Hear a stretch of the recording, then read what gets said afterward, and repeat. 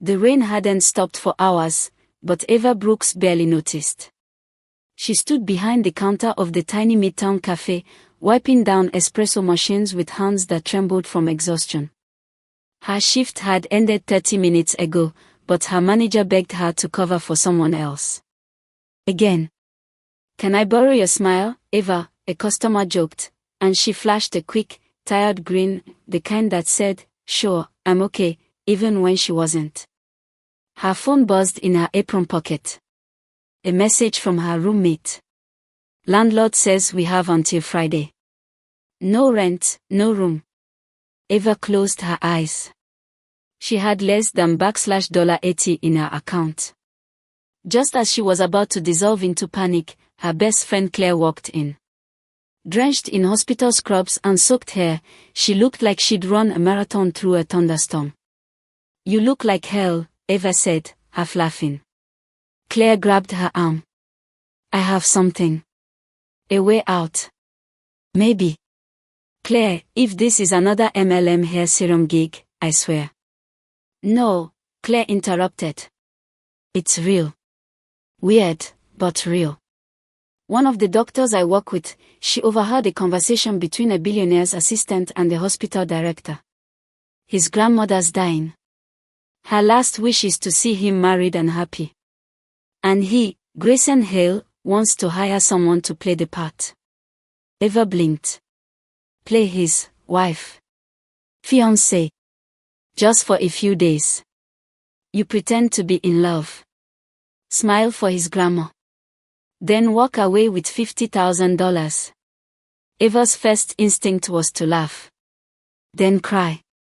Then both. Is this even legal? He's drawing up a contract. NDA, no funny business, no strings. Just a show for the grandma.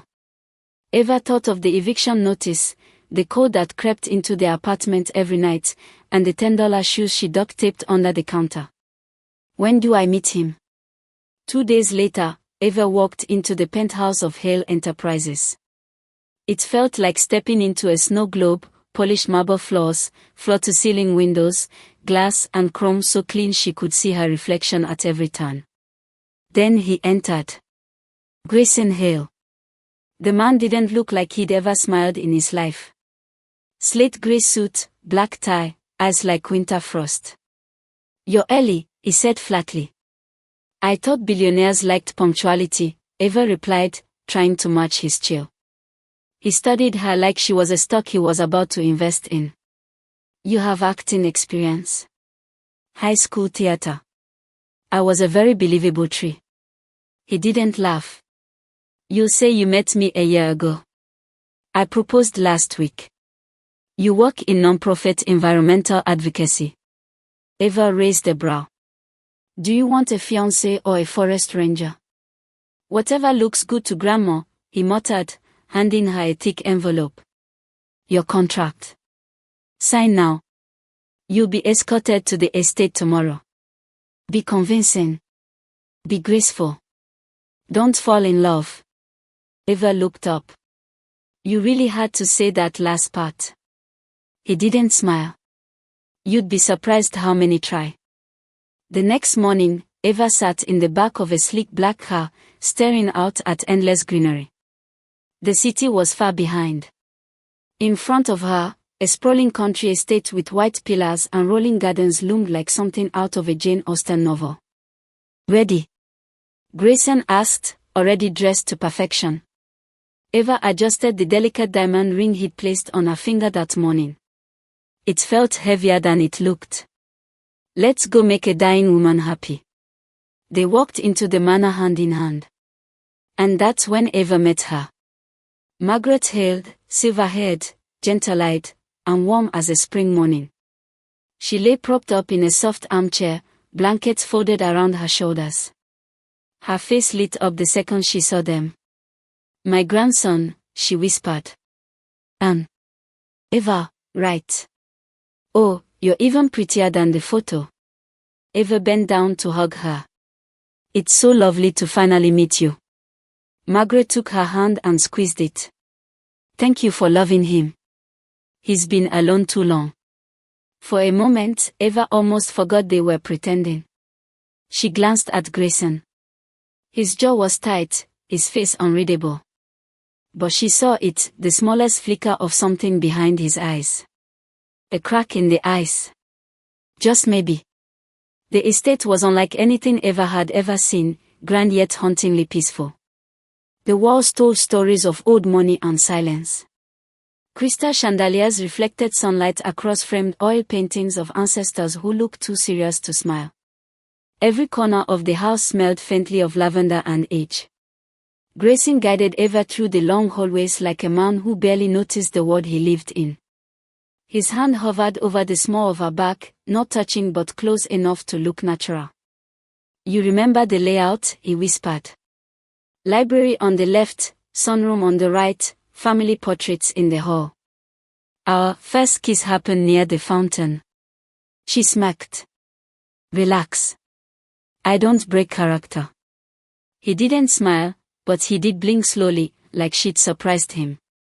They entered the sunroom where Margaret, or Nana, sat in her recliner with a cashmere shawl draped over her frail shoulders. She looked like someone who had once danced barefoot in gardens and never let grief harden her spirit. "There they are," Nana beamed, lifting her hand as if reaching for Eva's face. "Come sit. Let me look at the two of you." Grayson sat beside her, stiff and formal. Eva knelt at her feet, smiling brightly. She let Margaret cup her cheek. "My Grayson, always so closed off," she said. "But look at his eyes now. They shine when you enter the room." Eva's heart pinched. Grayson's gaze flicked sideways, the muscles in his jaw tightening.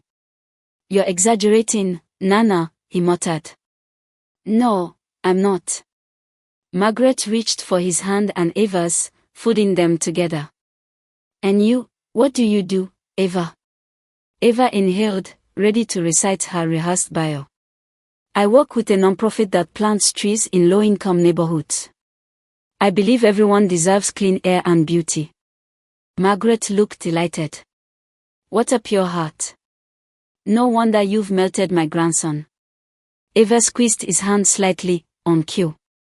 Grayson didn't pull away, though his posture was like stone. Nana kept talking, asking about the proposal, where they hoped to live after marriage, and whether they wanted children. "Children?" Eva echoed, nearly choking. "Yes, dear," Margaret said, completely sincere. "You two would make such beautiful babies. I want to see you start your family before I go." Silence. Grayson stared down at his shoes, but Eva leaned forward. "I would have loved for you to see that too," she said softly. "You'd be the perfect great-grandmother."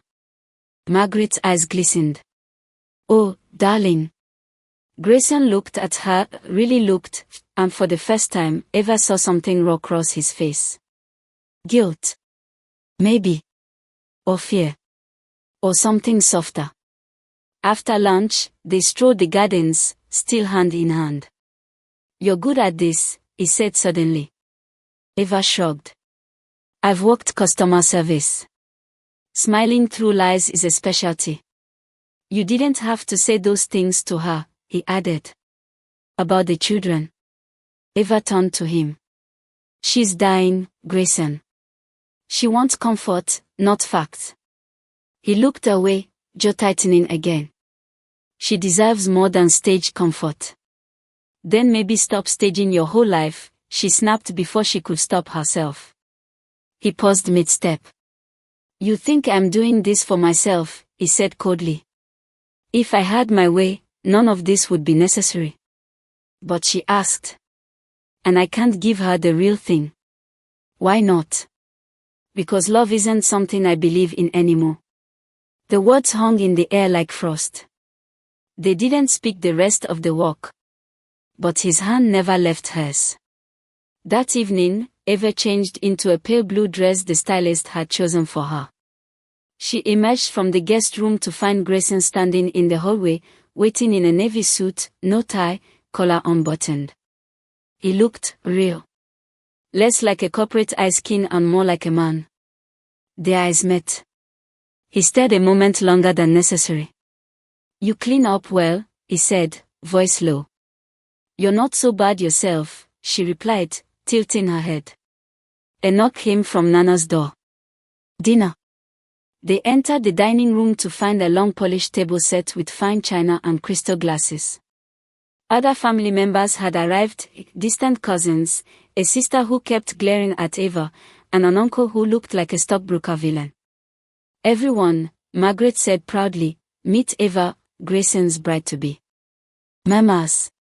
Polite claps. Judging eyes. Grayson pulled Eva's chair out. She sat, regal and steady, despite her cheap heels and borrowed necklace. "You're a lucky man," one cousin commented. Grayson didn't look at him. "I know." Eva blinked. Was that unscripted? She glanced at him under the table. His hand rested lightly on her knee. She didn't move it. After dinner, Margaret called Eva to her room alone. "I wasn't sure at first," she said quietly, as Eva helped her into bed. "But now I am." "About what?" "You're not pretending," Margaret whispered. "At least not completely." Eva's lips parted, a lie ready, but Margaret just smiled and closed her eyes. "You love him. I see it in your eyes." Eva stared at her sleeping face. Her heart beat unevenly. Was she still pretending? Or had the lines begun to blur? Morning sunlight spilled into the guest bedroom, painting golden lines across the antique rug. Eva lay awake, staring at the ceiling, trying to process the strange ache in her chest. Last night had felt real. Too real. She swung her legs out of bed and tiptoed to the adjoining bathroom. Her phone buzzed with a new message. "Grayson. Meet me in the library. 10 minutes. No good morning. No emoji. Just instructions, as always." She rolled her eyes and slipped into a cream cardigan over her pajamas, brushing her hair back loosely. 10 minutes later, she padded into the library, where the smell of old paper mingled with fresh coffee. Grayson stood by the tall windows, a coffee mug in hand. His sleeves were rolled to his elbows, and his hair looked less perfect than usual, like he'd actually slept for once. "Morning," Eva said, her voice light. He turned. "Morning. I figured we should talk." "That's new." She flopped onto a tufted armchair. "What about?" Grayson took the seat opposite her. "Margaret believes this relationship is real because you're convincing. But she'll start asking deeper questions soon, about how we met, our first fight, your middle name." "It's Grace," Eva interjected. "Ironic. I get that a lot." She smirked. "All right, let's build our backstory." They spent the next hour crafting memories from thin air. How they met at a charity gala, which Eva had apparently snuck into. Their first kiss during a New Year's countdown. Their first trip to Paris, which involved a broken heel and a stolen wallet. But in between the lies, real pieces began to surface. "What about your childhood?" Eva asked, curling her legs beneath her. Grayson hesitated. "Private school. Tutors. Nannies. My father thought emotions were inefficient." "That explains the personality," she teased. He didn't smile. "He died when I was 17. Stroke." Eva sat up straighter. "I'm sorry." Grayson nodded slightly. "Margaret raised me after that. My mother left a year before. Couldn't handle the expectations. I didn't know." "You weren't supposed to," he muttered. "I'm not used to sharing." She reached across the coffee table and placed her hand gently over his. "Then this is practice." Grayson stared at their hands. He didn't move. Didn't speak. But something shifted in the silence. Later that day, Margaret insisted they accompany her to the orchard. Nothing like fresh air and a little fruit picking, she chirped as Grayson helped her into her wheelchair. The orchard behind the estate was a maze of apple trees and wildflower patches.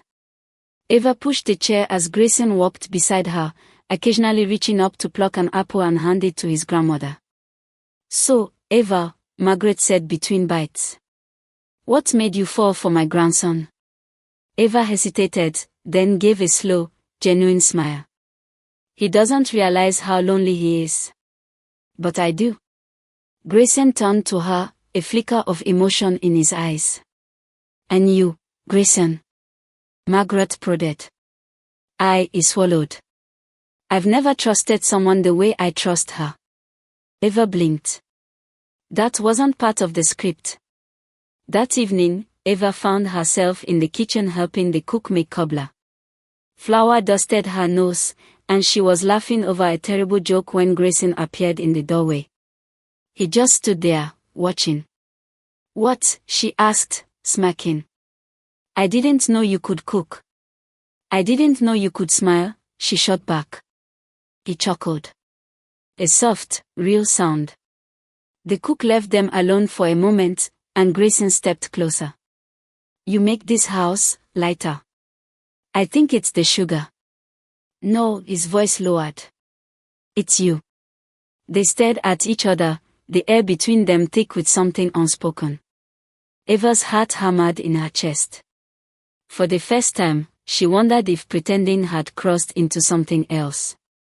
He reached out, brushing a speck of flour from her cheek. "Are you flirting with me, Mr. Sinclair?" she whispered. He didn't answer. He didn't have to. Later that night, as Eva sat by the fountain reading one of Margaret's favorite books, Grayson found her again. "She's getting worse," he said, sitting beside her. "I noticed," Eva murmured. "I don't want her to die thinking this was all fake," he confessed. Eva looked up. "So don't let it be fake anymore." He turned to her, eyes searching. "What are you saying?" "I'm saying, maybe we don't have to keep pretending every second. Maybe we let some of it become real." He stared at her, the weight of their performance cracking into something tender. "You'd stay, even after she's gone?" he asked. She hesitated, then nodded. "If there's a reason to." His hand found hers again. This time, it stayed. The days at the Sinclair estate took on a new rhythm, soft, almost romantic. Morning walks with Margaret, secret smiles exchanged across dinner, and late-night conversations under starlit skies. But nothing stayed perfect for long. On the fourth morning, while Eva was helping Margaret choose a scarf for her garden stroll, the older woman chuckled. "You've changed him." Eva glanced up from the silk drawer. "Me? Grayson." Margaret tied a floral scarf with trembling fingers. "He used to walk like the world was his burden. Now he looks at you like you're his reason." Eva froze. "We just understand each other, that's all." Margaret gave her a knowing smile. "You can't fake love, darling. I've lived long enough to know the real thing when I see it." Eva felt heat crawl up her neck. Was it still fake? Or was she starting to blur the line? Outside, Grayson waited near the car, tapping through emails. "Good morning, sunshine," Eva greeted, sliding into the passenger seat. He offered a slight smirk, but his brow was furrowed. "We might have a problem." "What kind?" "My cousin Caroline is flying in. Early. So she's never liked me. And she's suspicious of everyone who enters this house. She's the only person who could sniff out this arrangement." Eva sat up straighter. "Then let's make sure she doesn't." By the time Caroline arrived that evening, Eva was dressed in a soft blue dress, her hair pinned delicately, looking every bit the doting fiancée. She met Caroline at the door with a warm smile. "You must be Caroline," she said, offering a hug. "I've heard so much about you." Caroline blinked, clearly thrown off. "And you are?" "His future wife." Grayson appeared behind her, hand brushing Eva's waist. Caroline's gaze dropped to Eva's ring. Big news. When did this happen? 2 months ago, Eva answered smoothly. In Florence. It was impulsive. Oh. Caroline gave a tight smile. And what do you do, Eva? I'm a part-time librarian. And I do freelance editing on the side. Caroline's smile twitched. So you're not from money? No, Eva replied, keeping her tone light. But love doesn't check bank accounts, right? Grayson chuckled softly. She's sharp. That's why I fell for her. Caroline watched them for a long moment, then gave a curt nod. We'll see. Dinner that night was awkward. Caroline interrogated Eva under the guise of small talk, asking everything from her favorite wine to the name of Grayson's childhood dog. Eva fielded every question with poise, thanks to her crash course in Graysonology. But later, when Eva stepped out to get air, she caught part of a hushed conversation on the terrace. She's too perfect, Caroline was whispering to one of the house staff. It feels rehearsed. I don't trust her. Eva clenched her jaw. She knew this wouldn't be easy.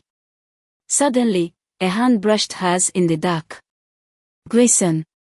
Come on, he whispered. Let's go somewhere quiet. He led her to the wine cellar. Dusty shelves. Dim light.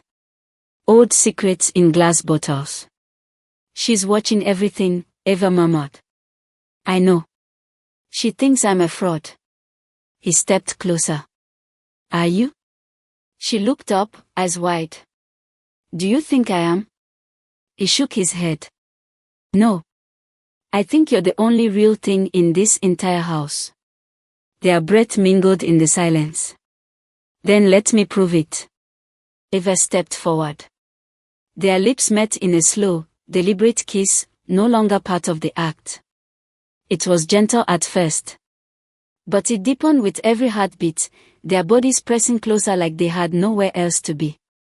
Like they belonged here. When they broke apart, Eva's voice was barely a whisper. Now that wasn't fake. Grayson touched her cheek. No. It wasn't. The next day, Margaret insisted they join her for tea on the veranda. Caroline, too, sat nearby, sharp-eyed. Margaret poured a cup for Eva. So, have you two chosen a wedding date? Eva faltered, but Grayson slid his hand onto her smoothly. We are thinking. October. Margaret beamed. Caroline narrowed her eyes. I'll call the family planner, Caroline said sweetly. We'll need guest lists, menus, a venue, unless you already picked one. Grayson nodded. We are keeping it intimate. Here, at the estate. Caroline smiled, but it didn't reach her eyes. As the conversation continued, Eva leaned toward Grayson and whispered, she's going to dig. Then we stay one step ahead. That night, Eva couldn't sleep. She wandered into the garden in her robe, barefoot on the cool stone paths. She sat by the fountain, hugging her knees. She heard footsteps and didn't have to look to know who it was. You okay? Grayson asked, taking a seat beside her. I'm scared, she confessed. Not of being found out, but of what happens if this ends. He looked at her. I was scared of the same thing, until I realized I didn't want it to end. Eva turned to him. What are you saying? I'm saying I don't want this to be fake anymore. Not even for show. I want you, Eva. For real. Her breath caught. He took her hand. Stay. Stay even after this is over. Her heart thundered in her chest. She squeezed his hand back. I want to. The next morning brought a subtle shift in the atmosphere.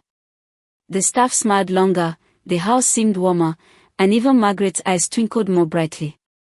But for Eva, it was the way Grayson lingered now, offering her a hand before stairs, brushing a stray curl behind her ear, and standing just a little closer than before. They weren't acting anymore. Still, not everyone was convinced. At breakfast, Margaret dabbed her napkin and looked pointedly at Grayson. You should take Eva into town today. Show her the bookstore. You know, the one I used to love. Grayson gave a small nod. We'll make a day of it. Margaret smiled, but her eyes lingered on them with a knowing gleam, as if she were waiting for one of them to sleep. Eva squeezed Grayson's hand under the table. But it wasn't Margaret they had to worry about. As they strolled through the picturesque town square, hand in hand, Eva soaked in the charm of it all. Cobblestone streets, flower boxes overflowing with lavender, a man playing the violin by a bakery window. It felt like walking through someone's dream. They stopped by the little bookstore Margaret adored. Inside, the scent of aged paper and cinnamon tea wafted around them. Grayson picked out a weathered copy of The Secret Garden. Childhood favorite? Eva asked. No, he said softly, hers. She used to read it to me when I had trouble sleeping. Eva felt the familiar tug at her heart. You're not what people think you are, Grayson. He turned to her, arching a brow. And what do people think I am? A cold, unreachable billionaire. And what do you think? I think you're not cold. Just scared of being hurt. Grayson leaned in. And you? I'm already hurt. But I'm learning not to be. He brushed her knuckles with his thumb, silent but present. Later, while Eva admired a window display of art prints, Grayson stepped away to take a call. A few feet behind, a tall woman with severe features and a beige trench coat approached Eva. You must be Eva, she said, her voice crisp. Eva blinked. Yes. The woman smiled thinly. I'm Clarissa. Grayson's ex-fiancée. Eva's breath caught. Clarissa didn't wait. You're the one pretending to be his wife, right? Eva's lips parted. Don't worry. I won't expose your little charade yet. But just know, Grayson only brings women here when he wants them gone. It's his polite way of ending things. Eva tried to compose herself. He doesn't owe you an explanation. Clarissa smiled coolly. You think he cares about you? Don't be naive. When his grandmother dies, so will your role in his life. With that, Clarissa vanished into the crowd, leaving Eva trembling. In the car ride home, Grayson noticed her silence. What's wrong? Nothing, Eva replied too quickly. Grayson pulled over near a lake just outside the estate. Talk to me. Eva turned to him, her voice flat. Why did you and Clarissa break up? His jaw tightened. Because I caught her using my company's resources to fund a secret startup with a rival firm. She said she was trying to prove herself. I said she'd already proven what she valued. And now she thinks I'm just another replacement, Eva whispered. You're not. But when Margaret's gone, then what, Grayson? He exhaled deeply, gripping the steering wheel. I don't know yet. That's not good enough, Eva snapped. This isn't just a job anymore. It hasn't been for a while. He stared at her, eyes stormy. Then say what you want. Eva's voice cracked. I want this to be real. I want you to want me. Not just for your grandmother's sake. Grayson reached for her hand. I do want you, he said quietly. More than I should. But I don't know how to love someone without breaking them. Eva looked away. Then maybe it's better we're pretending. Back at the estate, Margaret noticed the tension immediately. At dinner, Eva barely touched her food. Grayson hardly looked at her. After dessert, Margaret beckoned Eva to join her in the garden. Wrapped in a shawl, Margaret studied her face. You've fallen for him. Eva didn't deny it. Margaret sighed. He's hard to love. But not impossible. I just wish I knew what was real for him, Eva murmured. Margaret reached out and took her hand. Don't wait too long to find out, dear. Time has a cruel way of stealing chances. That night, Eva sat alone in the guest room, staring at her reflection. She wiped a tear from her cheek and whispered, "Don't fall any deeper, Eva. It's not safe here." But in her heart, she already knew it was too late. Morning came with grey skies and heavy air. Eva had barely slept. Her heart wrestled with doubt, her mind replaying Clarissa's words like poison. She walked into the sunroom expecting Grayson to be reading or Margaret to be doing her crossword, but found only silence. Then a loud crash echoed from upstairs. Eva raced toward the sound, heart hammering. She reached Margaret's room. Inside, Grayson was kneeling beside the old woman, who was slumped on the floor. Her hand clutched her chest.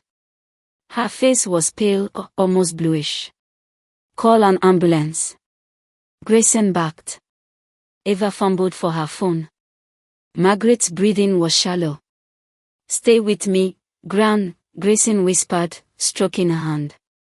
At the hospital, hours passed in a blur. Machines beeped. Nurses rushed in and out. Eva sat beside Grayson in the waiting room, numb and silent. When the doctor finally emerged, he looked grim. "She's had another cardiac episode. More severe than the last. We'll keep her overnight," but he paused. "It's time to prepare for the worst." Grayson nodded tightly, jaw clenched. Eva reached for his hand. He didn't pull away. Later that night, Eva sat beside Margaret's bed as the older woman slept, her skin pale and hands fragile like paper. Grayson stood by the window, arms crossed. "She's not ready to go," Eva whispered. Grayson didn't respond. "You still have time to say what matters." He turned, eyes stormy. "I brought you here to pretend, Eva. But somewhere along the line, I stopped pretending." Her breath caught. "I look at you, and I don't see a fake wife. I see the woman I never thought I'd find." "Then say it," she whispered. "Say it like it's real." He stepped closer, voice low and rough. "If I lose her, I want you beside me. Not because of some deal, but because I can't breathe without you anymore." Tears welled in her eyes. "I never wanted to lie, Grayson. But the truth is, I love you." Their lips met in a soft, trembling kiss. This was no longer a contract. It was a confession. The next morning, Margaret awoke weak but smiling faintly when she saw them holding hands. "I must be dreaming," she whispered. "No," Grayson said, pulling up a chair. "You're awake. And we're right here." Margaret's eyes twinkled. "Did you kiss her yet?" Grayson chuckled through the tears. "Yes. Finally." Eva laughed softly. "You were right about everything." Margaret closed her eyes. "Good. Then maybe I can rest easy knowing my boy has someone who loves him." Grayson bent to kiss her forehead. But Margaret's voice stopped him. "Don't let fear cost you everything, Grayson. Promise me." "I promise," he whispered. That afternoon, Grayson cancelled his meetings. He walked Eva through the orchard behind the house, where apples were ripening under the cloudy sky. "I want to show you something," he said. They stopped by a small wooden cottage hidden beneath ivy and thyme. "This was hers," Grayson said. "She built it as a writing retreat. Said she wanted to escape the noise." He handed Eva a small brass key. "She left this for you in her journal. Said she'd found her peace knowing I had someone to pass this on to." Eva blinked. "She left this, for me?" Grayson nodded. "Because she believed in us, before I ever did." Inside the cottage, Eva found old typewriters, teacups, pressed flowers, and books with Margaret's notes scribbled in the margins. One note read, "Don't be afraid to love the wrong way first. It's the only way you learn to love right." Eva clutched the page to her chest. Back at the house, Clarissa showed up unannounced. She was standing in the foyer, heels sharp and face smug. I heard Margaret's in the hospital, she said flatly. Grayson's jaw tightened. She's resting now. We don't need you here. Clarissa looked at Eva. Still playing pretend. Before Grayson could reply, Eva stepped forward. No. We are not pretending anymore. You should go. Clarissa scoffed. Don't kid yourself. He'll never choose someone like you. Grayson walked up beside Eva, placed a hand on her waist, and said coldly, I already have. Clarissa's face cracked. You'll regret this. No, he said. I regret ever letting you into our lives. Goodbye, Clarissa. She left, heels clicking like gunshots down the marble hallway. That night, Grayson knelt by Margaret's bed once more. I told her, he whispered. Margaret smiled faintly. Told who what? Eva. That I love her. Good boy, Margaret murmured. Will you be okay? Margaret reached for his hand. I already am. And with that, she drifted into sleep, peaceful, steady.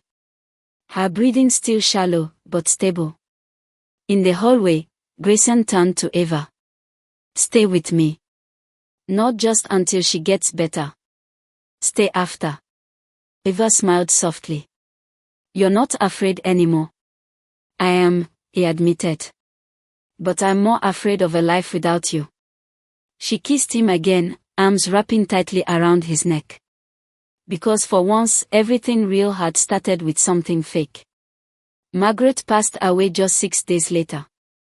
It happened in the early morning, quietly, peacefully, the way she had always lived. The nurses said she smiled in her final sleep. When Eva and Grayson arrived, her body was still warm, her fingers curled gently over the blanket as though she had simply taken a long breath and drifted into forever. Grayson didn't cry. Not right away. He just sat beside her, took her hand, and whispered, "Thank you, for everything." Then, like something inside him shattered, he broke. Eva wrapped her arms around him and held him as he shook. He cried into her shoulder, his grief raw and unfiltered. And she didn't say a word, just let him fall apart in her arms. Because love meant holding someone through every storm, even when your own heart was breaking. The funeral was private. Just a handful of close friends, some elderly cousins, and the staff Margaret had cherished like family.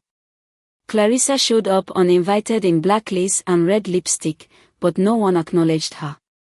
When she tried to sit beside Grayson, Eva calmly took the seat instead and linked her fingers with his. The message was clear. Margaret's final letter, read aloud by her lawyer, left no room for confusion. To my darling boy, it said, and to the woman who brought light back into his eyes, this estate, and everything I have built, is yours. Because love, once found, must never be let go. Clarissa's mouth fell open. Eva's hand trembled in Grayson's, but he squeezed it tight. She meant every word, he whispered. After the service, the lawyer asked to speak with Grayson and Eva in private. There's one more thing, he said, handing over a small velvet box with Margaret's initials carved in gold. Grayson opened it, and gasped. Inside was a stunning vintage engagement ring. Emerald cut, framed with diamonds, elegant and old-world in its charm. There was a note beneath it. Forever. Because I saw forever in your eyes before he did. Tears streamed down Eva's cheeks. She knew, Grayson murmured. She always knew. Then, right there in the study where his grandmother had written novels and solved crosswords and built empires from dreams, Grayson dropped to one knee. I know this started as something make-believe, he said. But everything I feel for you is real. And I can't imagine waking up without you ever again. Eva blinked through tears. Are you? He nodded. I'm asking you to marry me. For real this time. Yes, she choked out. Yes. 1,000 times, yes. He slipped the ring on her finger, and the world quieted for a moment, like even the grief bowed to their love. The house felt different after Margaret's passing. Softer somehow. Quieter. But filled with her spirit. Eva took over the garden Margaret once tended. She filled it with lavender, rosemary, and daisies. Grayson watched her from the porch every morning, coffee in hand, heart full. She made the house a home. And he made her feel like she belonged, like she had always belonged. One day, as Eva packed away some of the books in Margaret's old study, she found another envelope addressed to her. Inside was a photo, a younger Margaret, barefoot in that same cottage Grayson had shown her, her hair wild and typewriter ribbon smeared on her fingers. She was laughing.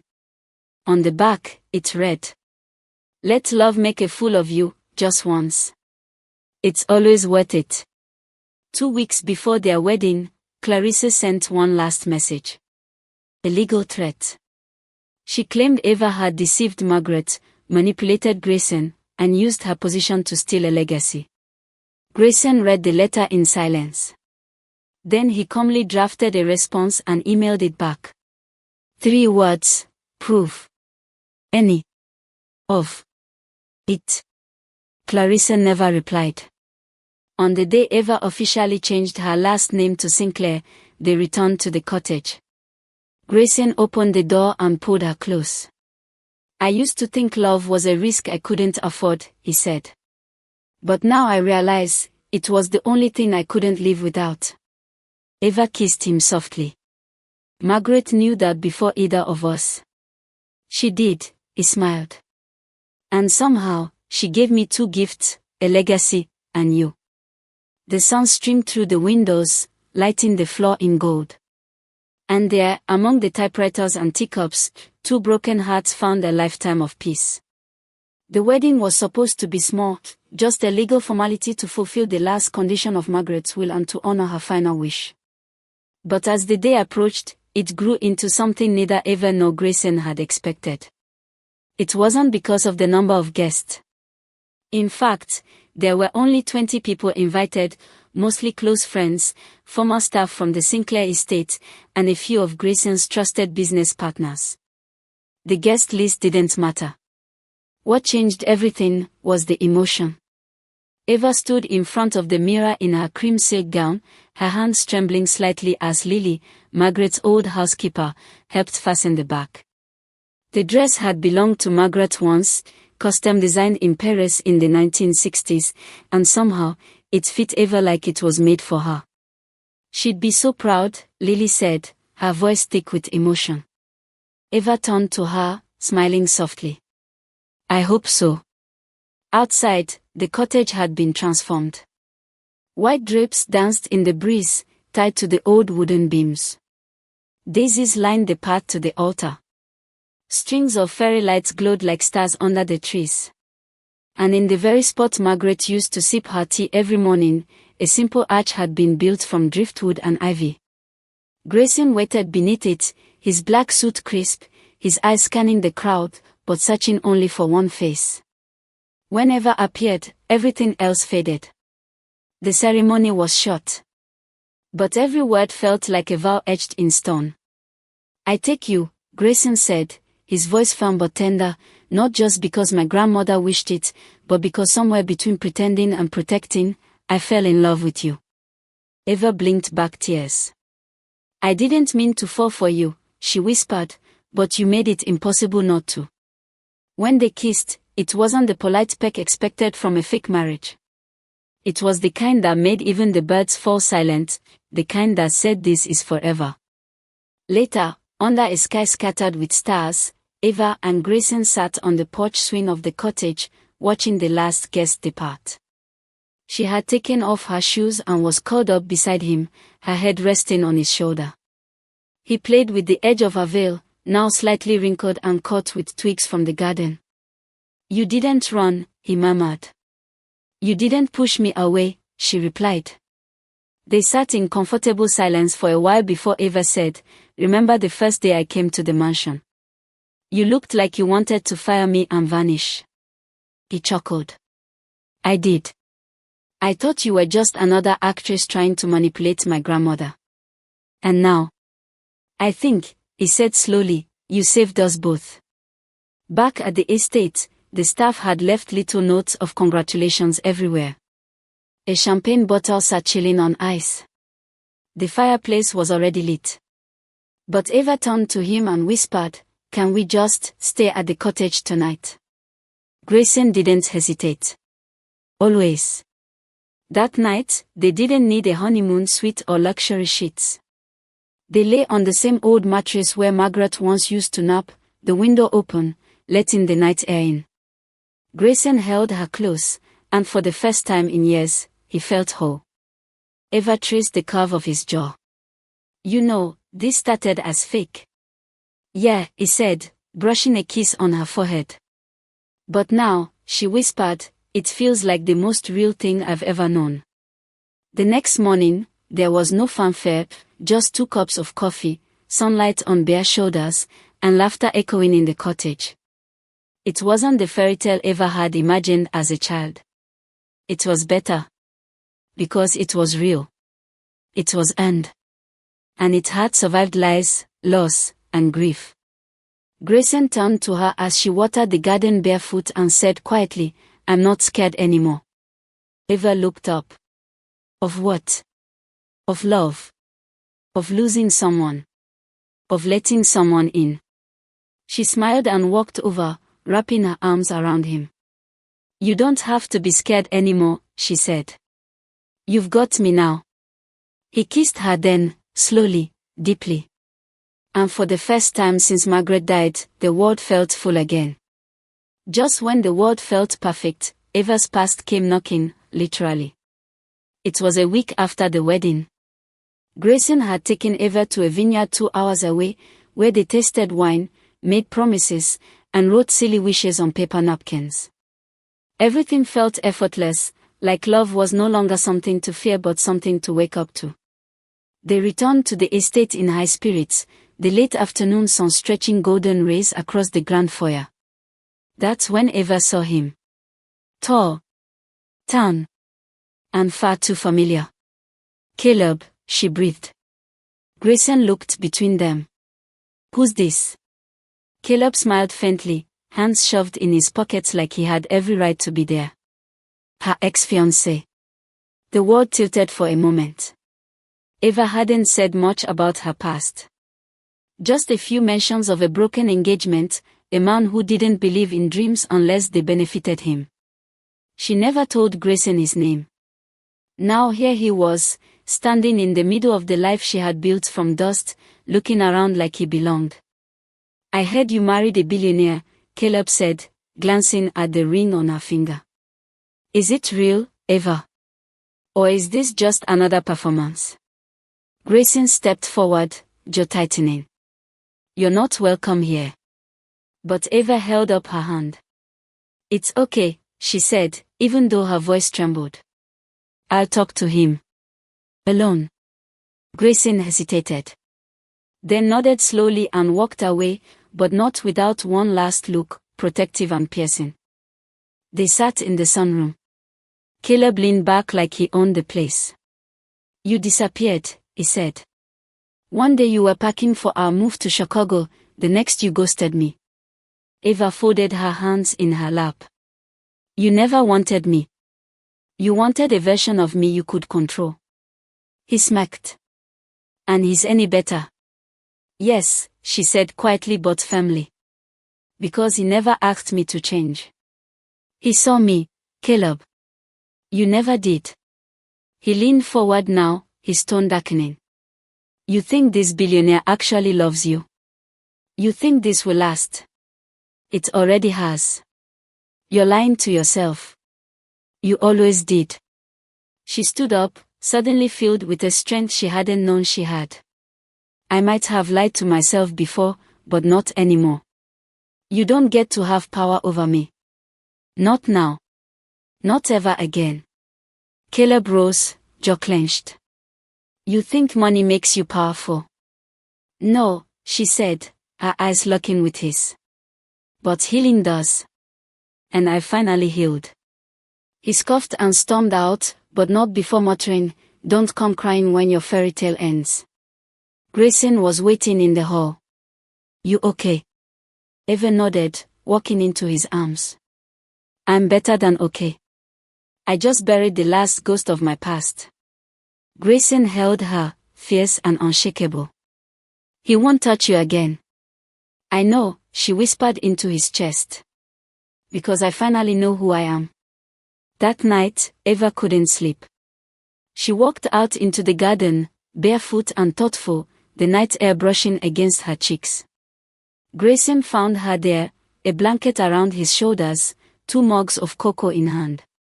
You didn't tell me about him, he said gently. I was ashamed. For letting someone treat me like I didn't matter. Grayson sat beside her. But you do matter. You matter to me. She looked at him, her eyes brimming. Even though it started as a lie, Grayson, what we have now, it's the only truth I've ever known. He reached out, brushing her cheek.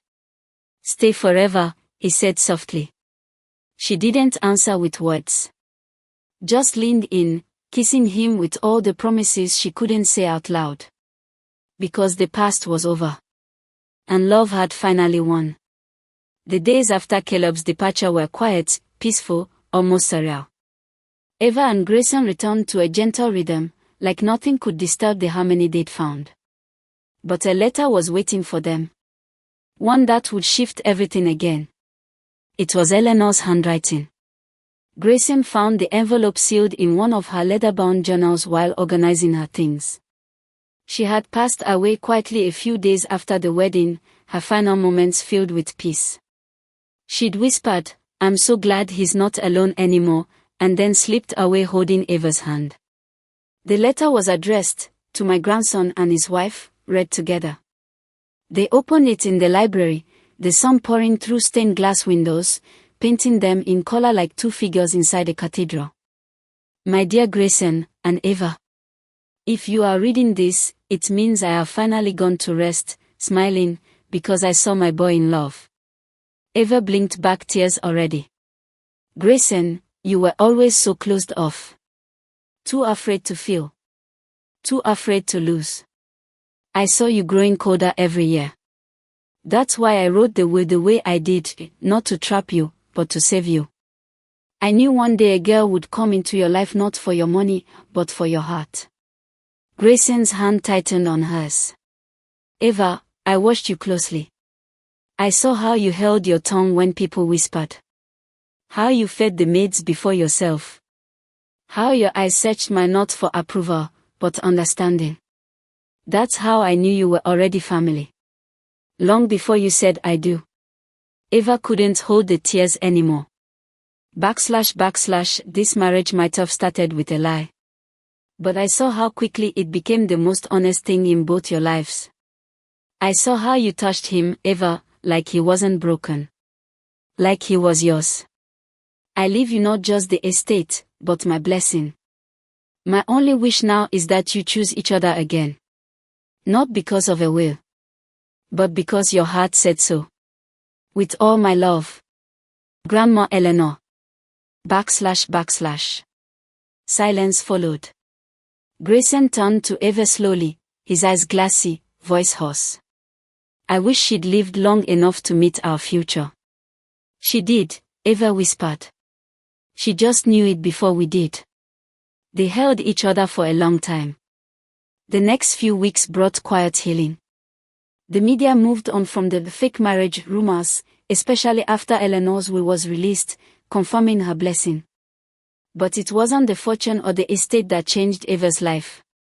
It was the quiet moments. Grayson learned to laugh more. Eva stopped looking over her shoulder.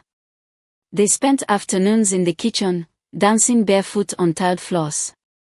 They slept in each other's arms, not out of obligation, but because peace finally had a place to rest. One evening, while watching the stars from the rooftop terrace, Grayson turned to her. I've been thinking, he said. She tilted her head. About the lie we told, he paused. I don't want it to be a lie anymore. Eva smiled, heart racing. It isn't. No, he said, kneeling down and pulling out a small velvet box, but this is real now. Inside was a simple ring, no diamonds. Just a braided gold band with the words, "Always yours." He looked up at her. "Eva Hart, will you marry me, again, for real this time?" Tears welled in her eyes as she whispered, "Yes. Forever." Eva stood in front of the mirror, smoothing the delicate lace sleeves of her new wedding dress. This one was simple, no designer label, no grand ballroom. Just a soft white fabric that kissed her skin and a crown of jasmine tucked into her braided hair. Behind her, the garden bloomed, roses, peonies, wildflowers Eleanor had once planted with her own hands. There was no media, no guest of prestige. Just a handful of close friends, staff who had become family, and the sound of birds chirping in the summer air. Grayson waited under the willow tree. This time, there was no tension in his shoulders, no tightness in his jaw. His eyes were gentle, his smile real. He wore a dark gray suit Eleanor had gifted him years ago and a tiny pin on his lapel, her pearl brooch. A quiet reminder that her love lingered still. As Eva walked down the aisle, Grayson didn't see the girl who had once agreed to a lie, he saw his truth. The ceremony was short and sweet. Vows handwritten. No script. Just hearts open wide. "I loved you before I even realized I did," Grayson said, his voice trembling. "You walked into my world pretending to be my wife, and left as the only person I ever wanted by my side." Eva's eyes shimmered. "You were guarded, hurt, and distant. And I didn't come here to fix you. I came to love you. And I still do. With everything I have." They kissed under the tree where Eleanor used to sit and drink her tea. A gentle breeze danced through the leaves, like she was clapping softly from above. The reception was small, picnic tables with handwritten place cards, lanterns hanging from tree branches, soft jazz playing from an old record player. Eva and Grayson danced barefoot on the grass, spinning under fairy lights while the sun dipped below the horizon. It was nothing like their first wedding, and yet, it was everything it was meant to be. As night fell, Grayson guided Eva toward the edge of the garden, where a small wooden swing hung from a tree. "I have something else," he said, pulling a folded sheet of paper from his pocket. "What is it?" "A letter I wrote the night before the first wedding, but never gave you." He handed it to her. She read in silence. "To the woman who doesn't know she's about to change my life. I don't know if this fake marriage will work. I don't know if I'll ever be the man you deserve. But I already know something I shouldn't say out loud. I think I'm falling for you. Even before you're really mine. Even if you never stay. Even if this ends in heartbreak. I'm yours. Even if you never read this. Even if I never send it. G." Eva looked up, her throat tight. "You felt this, even then." "I did," he said softly. "I just didn't know how to say it." "You just did," she whispered, wrapping her arms around him. As the night deepened, guests left one by one, until it was just the two of them sitting on the swing, watching fireflies dance across the grass. Grayson turned to her. "You know, when I first asked you to pretend, I didn't believe in forever." Eva rested her head on his shoulder. "And now?" He kissed her temple. "Now I know, forever starts with you." The house, once a place of silence and grief, slowly became a home of laughter and music. Eva painted the upstairs hallway a bright sunflower yellow. Grayson installed a piano in Eleanor's old library. And one day, months later, Eva stood at the same window Eleanor once gazed from, her hands resting on her growing belly. "She would have loved you," Grayson said from behind, wrapping his arms around her. "And she would have spoiled our baby rotten." Eva smiled. "She already has." They stood together, watching the garden bloom again. Spring was here. And love was not pretending anymore. It was real. It was forever.